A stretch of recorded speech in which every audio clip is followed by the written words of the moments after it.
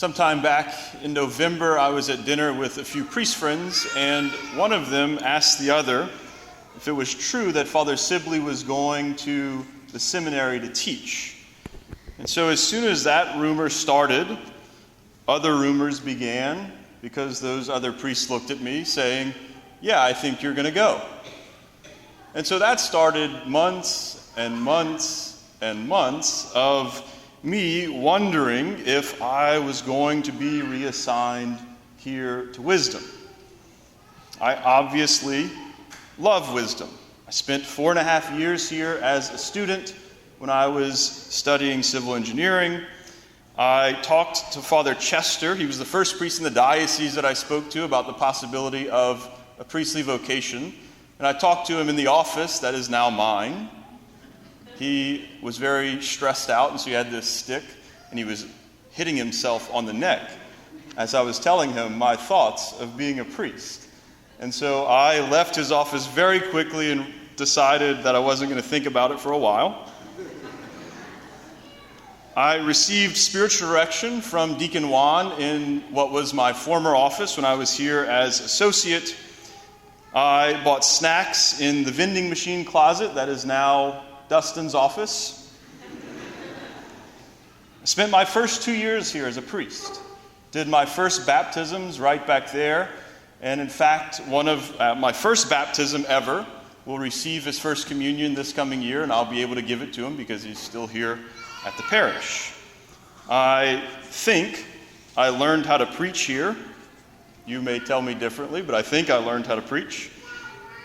And it was also the place where I, for the first time, and hopefully for the last time, became an internet sensation. Lots and lots of memories. I love this place, and I love you, right? The people who make up this place. But it was hard to leave Church Point. That's where I was before. I was only there for 2 years. The people there are absolutely amazing. Started a lot of wonderful things. A lot of things that I had to leave unfinished, but I'm sure that Father Sibley knows nothing about that.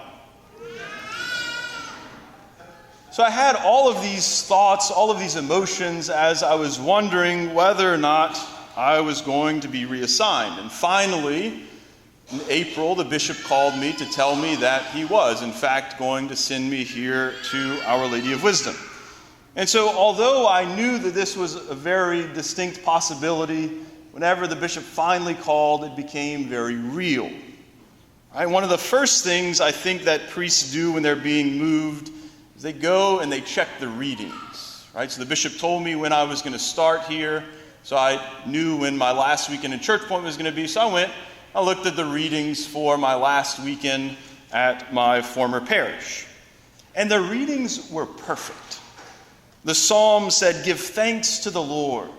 And I had so much to be thankful for that place where I, for the first time, became a pastor. Those people who welcomed me in. And so I felt very grateful. The second reading talked about how the love of Christ impelled St. Paul to do all of the work he did. And again, although I did not work as hard as St. Paul, I tend towards laziness. Right? I did work somewhat hard in Church Point trying to build up the faith, and it was because of my love for Christ. The gospel was Jesus telling his apostles to have faith. And so I felt like that was a great thing to pass on to the people who obviously felt very robbed by losing me. And so it was wonderful, wonderful readings to preach on for my last Mass in that great place. And then I read the readings for this week. And the first reading was the Lord telling the prophet Ezekiel that he was being sent to a house of rebels who would not accept his teaching. The second reading is St. Paul saying that he had a thorn in his flesh and that he begged God over and over and over again to remove this thorn from his flesh. But he said that it had been given to him as an angel of Satan to beat him, to keep him from becoming too elated. And as if that wasn't bad enough, in the gospel, Jesus talks about a prophet who is accepted everywhere except in his native land. Welcome home, Father Broussard. Perfect readings for a first weekend in a parish. And so one reading these readings might be tempted to freak out. And my name for a little while was one. And so I freaked out. But eventually I got over myself and I realized that it is very true that I am being sent to a house of rebels. Not necessarily you, right? But I am being sent to a university campus.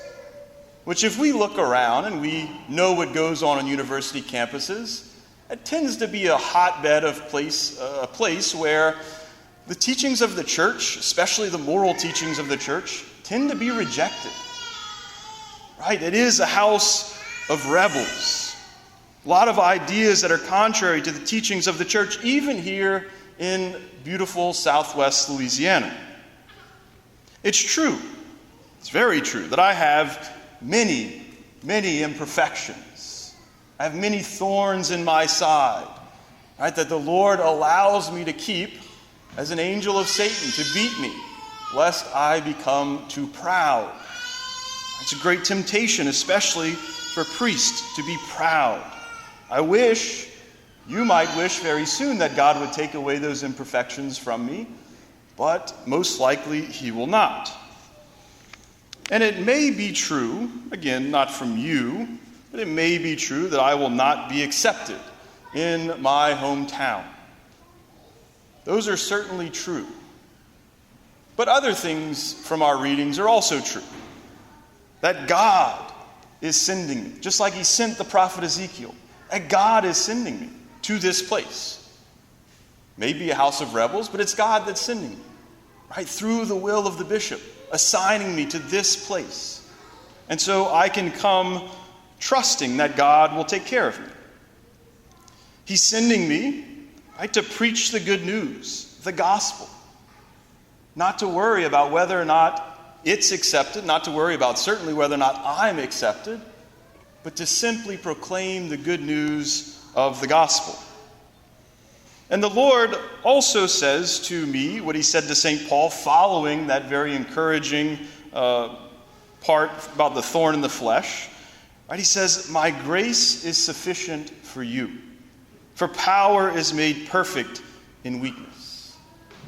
So if God's power is made perfect in weakness, then you will have lots of opportunities to see his power made perfect in me, because I am very weak. And so he tells all of us, right? My grace is sufficient for you.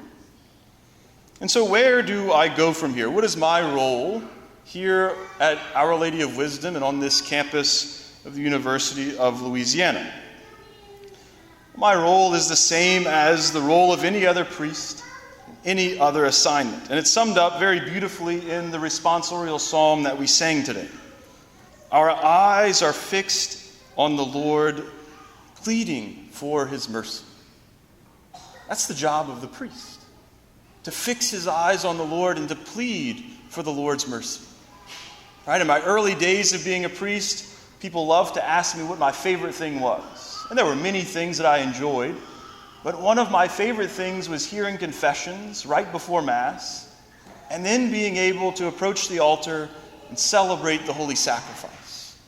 Right, to be burdened in a sense with the sins of the people, and then to come here and to fix my eyes on the Lord and plead for his mercy for myself, but also on behalf of the people that have been entrusted to me. And so that's my prayer as I begin this time here. Right, that my eyes, and I need you to pray for me for this, that I would keep my eyes fixed on the Lord. Right, that I would constantly seek his mercy. That I would pray, keeping my eyes fixed on him. That I would receive the sacraments. That I would receive his mercy in confession. And that I would do all of that, yes, so that I can be holy, but more so that I can be holy for you. Right? So that I can fix my eyes on him and plead for his mercy on your behalf.